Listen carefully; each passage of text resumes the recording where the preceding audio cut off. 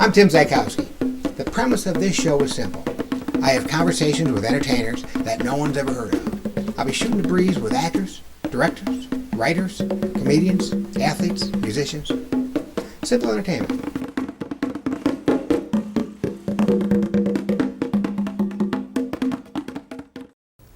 Hello, and welcome to Anybody Who Ain't Anybody. My name's Tim Zajkowski, and I'm here today with a very dear friend of mine, a stand-up comic, a guy I've known for many years, Mr. Leo Dufour. Hi, Leo. Hey, how's it going, Tim? Good to be here, buddy. Thank you for coming here, Glad Leo. to be here. Beautiful Wyandotte area. Oh, it's very nice. I hear you're working the comedy club in Portofino's this weekend? We're at Portofino's this weekend. We did a show last night, went real well. Yeah, I was there. It was very funny. Yeah, it's a nice room because it's perfectly square, the way it's set up, and the sound is excellent, and the people are awesome. It was nice. It was actually set up by a comic. Comic owns the room. Sal D'Amelio, a good friend of mine. That's right. Started about 10, 12 years ago in the Detroit area. I still work at my club. Yeah, he's been around that long? Mm-hmm. Yeah. And you have a club in Windsor? Windsor, the Comedy Corner. It's downtown in the restaurant district on Ottawa Street. On Ottawa Street, yeah. We do a show Friday and Saturday there, too. Yeah, it's We've had a club in Windsor now for going on steady now for over 25 years. Really, 25 years? Yeah. Yeah, so you've met and worked with most of the people that have been in the business. You included. Well, you know. And all our friends in the Detroit area, all the Bill Hildebrand, Jeff Brannon, you know, right. all those guys. Tim Rollins. Tim Rollins, right. But Jim Carrey used to work at my club. Jim Carrey? Yeah, and I used to book him for like $500 for the whole week, if you can believe that. Now he makes that in a second. Yeah. We can't even afford to call him now. Yeah, well, I did call him once, and didn't work out well. Didn't work out very well? Apparently I still owe him money or something. Is that right? I think so.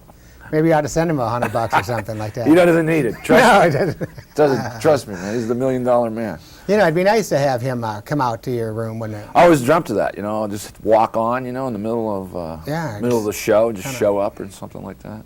Kind of pop in. Maybe we're going to have to write a film or something to get him in town, you know? Yeah, because when he started with me, he was only like 16, 17 years old, so he wasn't even old enough to drink. And he was working in the club, man. It was unbelievable. And back then, he used to do just impressions all the time. That was his singing impressions. That's what he would do. Oh, so he didn't start out stand up like a no. He like could sing like stand-up. male or female voices. Oh, really? Oh, he'd do Katharine Hepburn. Like he'd do actors singing. It was really cool. Oh, that is funny. Yeah. And back then, Rocky was big, so he would do Rocky and stuff.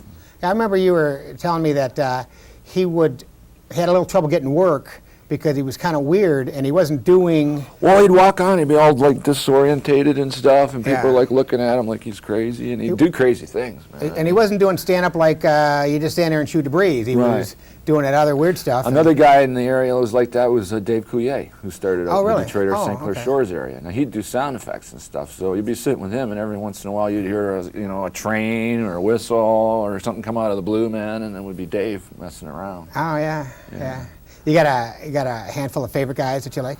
Well, mentioning the guys I just mentioned, of course, those guys, of course, and a bunch of the people that I like have moved away, man. Darwin Hines, he was a great Detroit comic. He's out in L.A. now. Yeah. And he was funny, man. Oh, he's amazing. I work with him too. Yeah. He came over to Canada to work one time, and he said, "Leo, what do they do if they're going to kill somebody in Canada for capital punishment?" And I said, "Oh, well, we hang people." He looked at me in his straight face, he goes, "In trees?"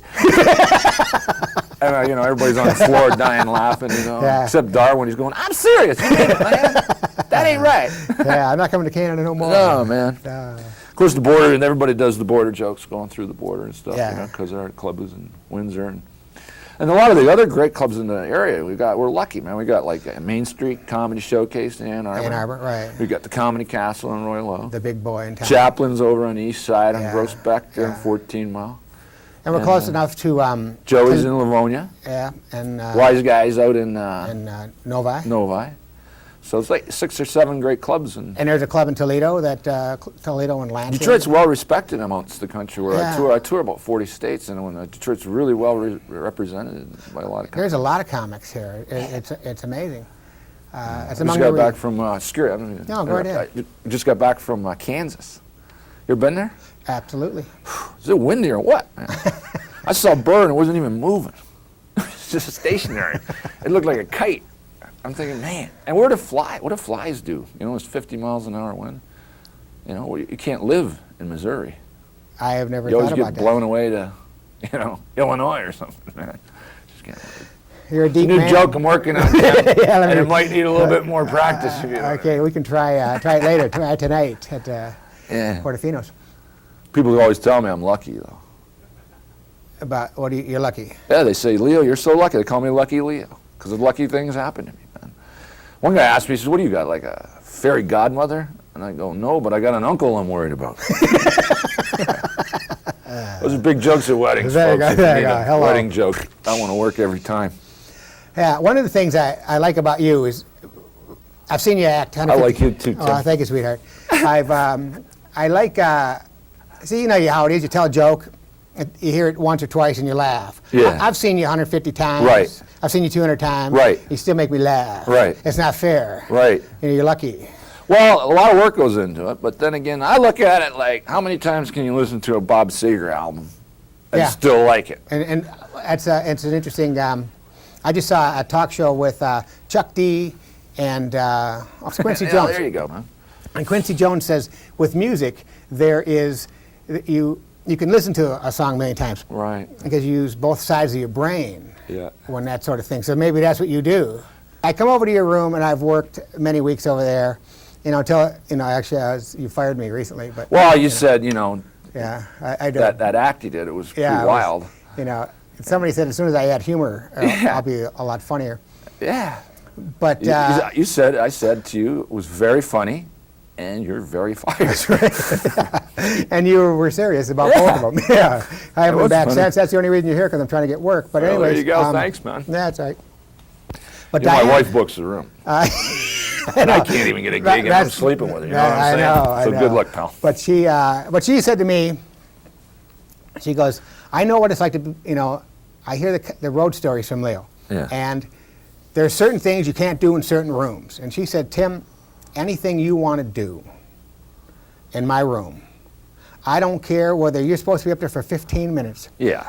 and you go up for 10 and you get off the stage, or you go up for 30, you have freedom to do what you want on my stage, because it is so much fun watching you get yourself in trouble just to see what you're willing to do to get out of it. Well, there you go. And she just forgot one part. You're allowed to do anything you want as long as I'm not around. That's right, that's right. So when you going back on the road? Oh, pretty soon. That's Go good, like another good, week, 'cause, next week or something. you know, your club's close, and you got a lot of interesting guys hanging out. You know, there's people that do the open mic. Right. You know. Open micers are great. You I mean, know, it's hard to just- do comedy when you're a new comic, man. As you start out, as you remember when we started, Oh, it was yeah, tough, man. yeah, I mean, yeah. like, you're looking for a stage to do it. Whereas a musician can go around play anywhere. He can play by himself in front of the mirror if he wants. Right, For a right. comic, we need an audience. You get and you get 5 minutes. Right. And So sometimes that's what people don't realize what goes on with stand-up comedy. It's not just the 45 minutes on stage or the time you got to do on stage. It's the time to get there. You got to travel. Yeah. You got to yeah. stay in motels.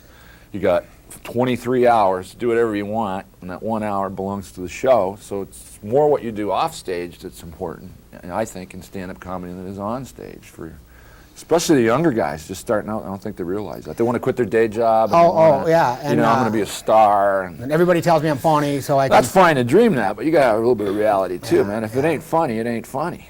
And and you've been gracious to me and helpful. You would take me off to the side and you know, make suggestions, and Mm-hmm. because of where you've been and who you know and how long you've been in the business, I trust you. Yeah. I know that you're not going to come up to me And steer you wrong. and lie to me. You know? Yeah.